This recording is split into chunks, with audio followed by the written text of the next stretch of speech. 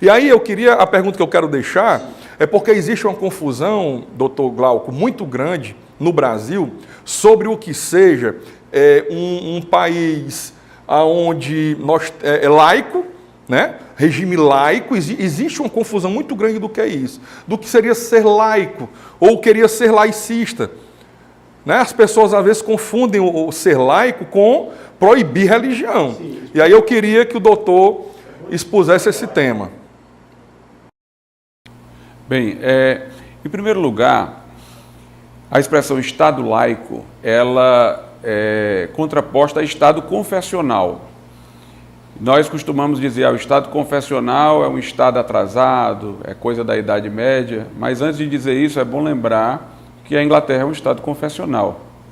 Né? E lá, apesar de ser confessional, a Igreja Anglicana ser a Igreja do Estado, há muito respeito aos direitos das pessoas, como também outros países ali da Europa são estados confessionais. Mas eu sou favorável ao Estado laico, que é o Estado não confessional.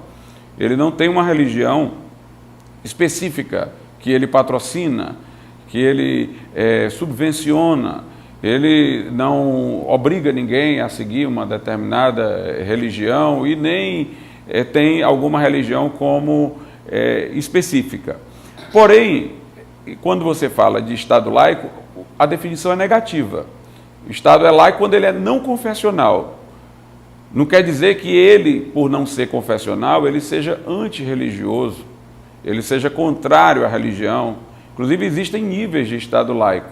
Os Estados Unidos é considerado um Estado laico, mas até um certo tempo atrás, mesmo nessa condição, valorizou muito a questão da religião, com monumentos aos 10 mandamentos, pessoas jurando com a mão em cima da Bíblia, porque isso é da cultura, da tradição, da origem, né? Valorizando fortemente elementos do cristianismo.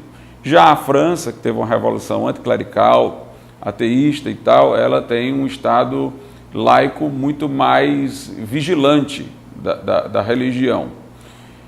E o que nós devemos temer é o laicismo, que é exatamente quando, em nome do Estado laico, você quer fiscalizar todo elemento religioso. Eu, por exemplo, acho uma aberração que na França, dentro de repartições de escolas públicas, a muçulmana não possa usar o seu véu.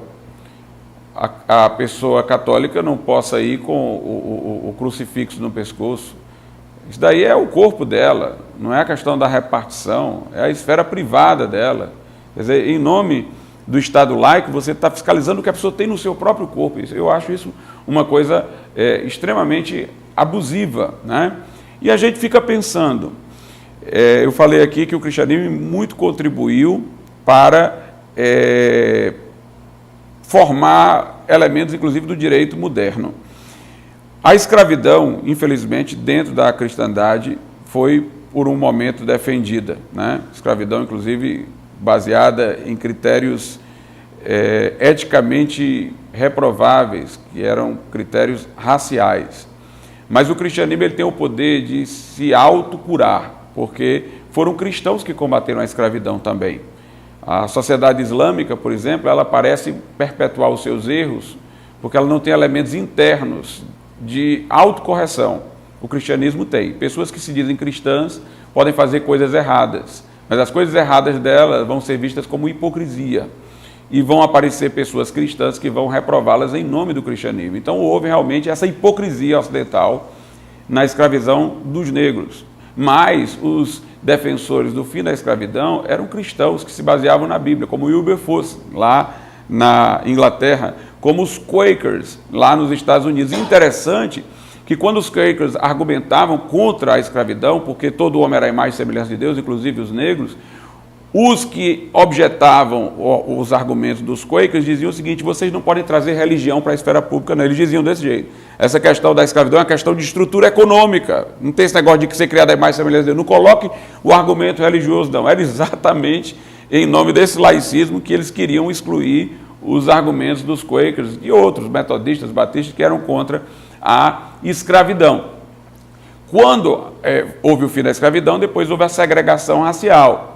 Quem lutou pelo fim da segregação racial nos Estados Unidos? Martin Luther King, que era um pastor batista. Se você for olhar os discursos de Martin Luther King, são um sermão, ele cita a Bíblia toda hora. E aí, nós vamos dizer que isso foi um erro? Se foi um erro, nós ainda estaríamos dentro de um regime escravocrata, nós ainda estaríamos dentro da segregação racial. Até Joaquim Nabuco, que não era assim uma pessoa muito ligada tanto à religião, aqui no Brasil, que foi um grande lutador contra a escravidão, Joaquim Nabuco, ele teve uma formação muito influenciada pela Inglaterra. E os abolicionistas, né, ingleses eram constantemente citados por eles, inclusive o Wilberforce. E lá da Inglaterra, esses abolicionistas eram cristãos. Então ele foi influenciado por um pensamento cristão para que fazer oposição à escravidão. Então a gente vê que se nós tirássemos a religião do cenário público, nós estaríamos numa condição ainda muito atrasada, com escravidão, com opressão, né? Foi mencionado aqui como o cristianismo contribuiu, né, para igualar homens e mulheres, inclusive na monogamia. Porque na poligamia um homem pode ter várias mulheres, mas uma mulher não pode ter vários homens. A monogamia é a igualdade, né? Um homem com uma mulher. Então, nós acabaríamos com a monogamia, porque isso foi uma contribuição cristã, antes era a poligamia. Nós vamos acabar com o descanso sabático semanal do trabalhador, baseado exatamente na ideia bíblica da necessidade de descanso após 6 dias de trabalho, que cria inspiram todos os direitos trabalhistas, que limitam carga horária, estabelecem férias e tudo mais. Doutor, então, se me permite, só um parêntese, as pessoas ignoram tanto a história, ignoram tanto que chegam a combater aquilo que as beneficiam.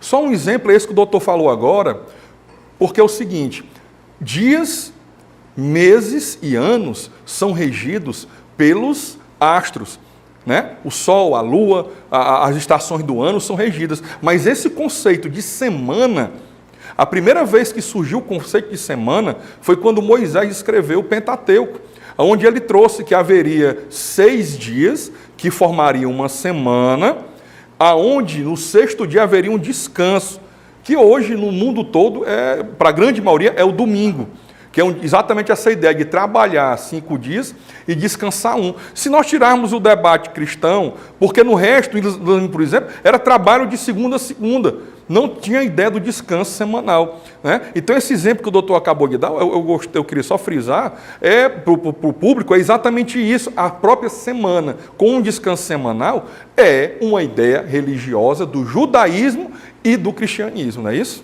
Isso, exatamente. Então, o que a gente quer dizer é o seguinte: eu não preciso que as instituições políticas, públicas, sejam instituições de fomento a uma religião específica, mas eu posso banir o discurso religioso da esfera pública, eu posso deixar de levar em conta o que uma pessoa diz sobre sua perspectiva de fé, do que é melhor para a vida pública. Se ela não está querendo impor a religião dela, ela está querendo falar de conceitos, ela está querendo falar de instituições. Por que é que eu devo aceitar ela falar sobre isso, se, por exemplo, ela tem como pano de fundo uma absoluta descrença e eu não posso levar em conta o que ela tem a contribuir na sua posição, no seu argumento para isso, só porque ela tem no pano de fundo uma posição de crença? Não seria isso uma discriminação? Não seria isso uma forma de acabar com a democracia, de controlar a fala, prejudicar a liberdade de expressão e obrigar uma pessoa para participar do cenário público, que ela negue o que há de mais importante para ela, que é a sua fé, o seu centro vital, né, que anima o seu pensamento, sua forma de pensar? Então a questão aqui não é defender que o Estado deva se unir a uma religião ou patrocinar uma religião. A questão aqui é o direito da pessoa que é religiosa de poder também falar, de poder também contribuir, de o seu argumento ser ouvido e aceito, se tem bom fundamento e capacidade de convencer a sociedade, de ganhar adesão no sentimento social.